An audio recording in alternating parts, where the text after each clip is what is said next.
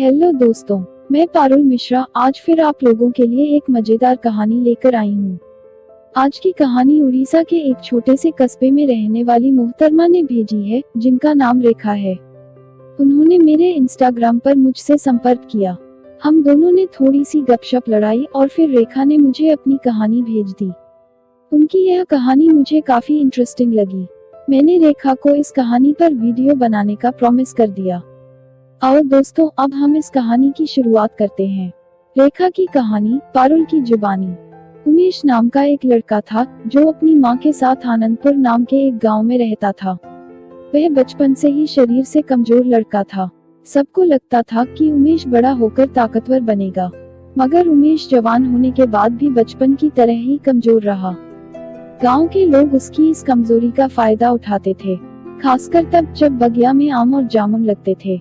उमेश के घर के पीछे आम और जामुन के खूब सारे पेड़ थे। एक दिन उमेश अपने दोस्तों के साथ बगीचे में गया। उसके दोस्त उमेश की खिंचाई करते हुए बोले, अरे उमेश, आम तोड़ने आया है या फिर जामुन?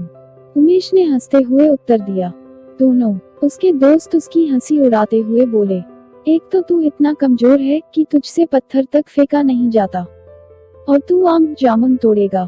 इस पर उमेश बोला, माँ ने कहा है कि दोनों प्रकार के फल तोड़ कर लाना। फिर उसके दोस्त कहते हैं, तेरा निशाना कभी लगा भी है जो आज लगेगा। मैं दिखाता हूँ कि निशाना कैसे लगाते हैं, ये देख। और उसके दोस्त ने अपने निशाने से एक आम गिरा दिया। उमेश ने भी फौरन उस आम को उठा लिया। तभी उसके दोस्त गर्म आवाज में बोले, ये मेरा आम है, तू इसे ऐसे नहीं ले सकता। उमेश भी तपाक से बोल पड़ता है, ये मेरे पेड़ हैं और इस पर लगे सारे फल मेरे हैं, इस आम को मैं ही लूंगा। पर उसके दोस्त उससे झगड़कर वह आम छीन लेते हैं। उमेश घर आकर अपनी माँ से सारी बात बताता है। उसकी माँ गुस्से में उसे गांव के मुखिया के पास ले जाती है। उसकी माँ मुखिया से शिकायत करती है कि आम के पेड़ मेरे हैं तो आम भी मेरे होने चाहिए। कोई और तोड़ेगा तो क्या आम उसका हो जाएगा? लेकिन मुखिया ने इस तर्क से इनकार कर दिया कि उस आम पर उमेश का हक है। मुखिया ने शालीनता से कहा, पेड़ पर जो भी निशाना लगा के फल गिराएगा वह फल उसी का होगा। अगर उमेश को आम चाहिए तो उसे भी निशाना लगाना सीखना होगा। उमेश की माँ गुस्सा होकर वहाँ से चल दी। वह अपनी माँ को पुकारता रहा, पर उसकी माँ ने एक ना सुनी। उमेश की माँ झुंझलाते हुए बोली, अब क्या सुनूं? तेरी वजह से मुझे कितना कुछ सुनना पड़ा। जाकर बगिया में निशाना लगाना सीख। उमेश की माँ ने एक सूखी लकड़ी फेंकी और बोली, ले इसे और बगिया में जाकर निशाना लगा। ये बोलकर उसकी माँ वहाँ से चली गई। उमेश वह लकड़ी लेकर बगिया की ओर गया। वह सोच रहा था कि कमबख्त मेरा निशाना क्यों नहीं लगता है। उसको रास्ते में एक बाबा मिलते हैं। उसने देखा कि बाबा के सर पर एक सांप लटका हुआ है। वह अपने निशाने से सांप को मारकर गिरा देता है। बाबा उमेश को धन्यवाद देते हुए कहते हैं कि उसने बाबा की जान बचाई। पर उमेश बाबा से कहता है कि यह सांप आपके सर के ऊपर था, वह आपको डस ना ले इसलिए मैंने इसे मार गिराया। इस पर बाबा कहते हैं कि तुमने बड़े ही अचूक निशाने से सांप को मार गिराया है। उमेश बोला, इसी निशाने से तो मैं परेशान हूँ। बचपन से लेकर आज तक मेरा निशाना कहीं नहीं लगा। पता नहीं सांप पर कैसे लग गया। मेरे गांव के लोग मेरी बगिया से आम तोड़कर ले जाते हैं, पर मैं नहीं तोड़ पाता हूँ क्योंकि मेरा निशाना नहीं लगता है। बाबा धीरे से मुस्कुराए और बोले, तुमने मेरी जान बचाई है, इसलिए मेरी नजर में तुम ही दुनिया के सबसे बड़े निशानेबाज हो। उमेश को एक पत्थर देते हुए बाबा बोले, लोगों की नजर में निशानेबाज बनने के लिए इस पत्थर से निशाना लगाना। उमेश बोला, इतनी बड़ी लकड़ी से मेरा निशाना नहीं लगता है तो इतने छोटे पत्थर से क्या निशाना लगेगा?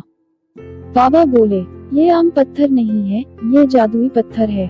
इसे तुम जिस पर भी मारना चाहोगे यह उसी पर जाके लगेगा, फिर वो चाहे दुनिया के किसी भी कोने में ही क्यों ना हो। उमेश वह पत्थर लेकर यह देखने के लिए आम की बगिया में जाता है कि यह पत्थर सच में काम करता भी है या नहीं। उमेश निशाना लगाते हुए बोलता है कि सारे आम गिर जाएंगे, और आश्चर्यपूर्ण तरीके से सारे आम सच में गिर जाते हैं। फिर वह जामुन के पेड़ के पास जाकर निशाना लगाता है। फिर से पेड़ के सारे जामुन टूटकर गिर जाते हैं। अब वह सारे जामुन और आम इकट्ठे करके घर की तरफ जाने लगता है। तभी उसे रास्ते में गांव के आवारा लड़के मिल जाते हैं। वे उमेश को चारों तरफ से घेर कर कहते हैं कि ये सारे आम और जामुन हमारे तोड़े हुए हैं। तू हमारे तोड़े हुए आम और जामुन बीन कर ला रहा है। उमेश गुस्से में कहता है कि ये सारे फल मैंने खुद ही तोड़े हैं। उसके दोस्तों को इस बात का विश्वास नहीं होता है और वे उसे फिर से निशाना लगाने को कहते हैं। उमेश गुस्से में आकर उन तीनों लड़कों पर पत्थर से निशाना लगाकर उनका सर फोड़ देता है। उमेश से डरकर वे तीनों वहां से भाग जाते हैं। उमेश घर आकर सारे आम और जामुन अपनी माँ को देता है। यह जानकर कि ये सारे फल उमेश ने तोड़े हैं, उसकी माँ को यकीन नहीं होता है। इस पर उमेश अपनी माँ को उस जादुई पत्थर के बारे में बताता है। उसकी माँ ये सुनकर खुश हो जाती है।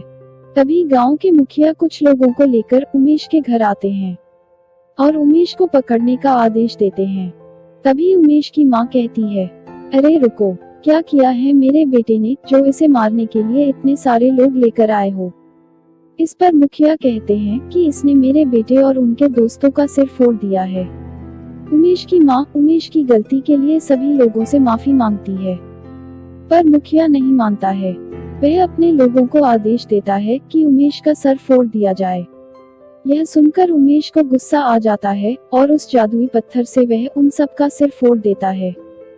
इस घटना के बाद से उमेश की गांव में ठाठ बन जाती है। अब गांव का कोई भी व्यक्ति उमेश से लड़ने की हिम्मत नहीं करता है।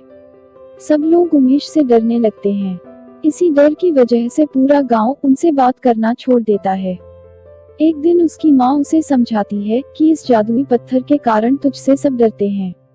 अब ये जादुई पत्थर तू फेंक दे, इसकी वजह से पूरा गांव हमारे खिलाफ हो गया है। कोई भी हमसे बात नहीं करना चाहता। माँ की यह बात सुनकर उमेश बोला, पहले भी हमसे कोई रिश्ता नहीं रखता था और अब भी कोई रखना नहीं चाहता, तो इससे क्या फर्क पड़ता है। उमेश की माँ बोली, कम से कम गांव की औरतें मेरे साथ उठती बैठती थीं, पर अब कोई बात तक नहीं करती है। माँ को दुखी देखकर उमेश कहता है, ठीक है, मैं इस पत्थर को फेंक आता हूँ। जैसे ही वह पत्थर फेंकने के लिए बाहर आता है तो वह देखता है कि गांव के सारे लोग चिल्लाते हुए इधर उधर भाग रहे हैं।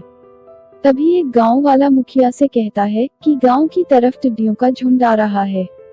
इन टिड्डियों को किसी ना किसी तरह से भगाना होगा, नहीं तो ये हमारे खेतों को तबाह कर देंगी। हम क्या खाएंगे, हम उन्हें मार भी तो नहीं सकते। तभी उमेश कहता है कि किसी को कुछ करने की जरूरत नहीं है। मेरे रहते हमारे गांव की फसलें बर्बाद नहीं होंगी। वह अपनी जेब से जादुई पत्थर निकालता है और कहता है कि सारी टिड्डियों को मार मार के भगा दो। वह पत्थर गोलियों की रफ्तार से हवा में उड़ते हुए सारी टिड्डियों को मार गिराता है।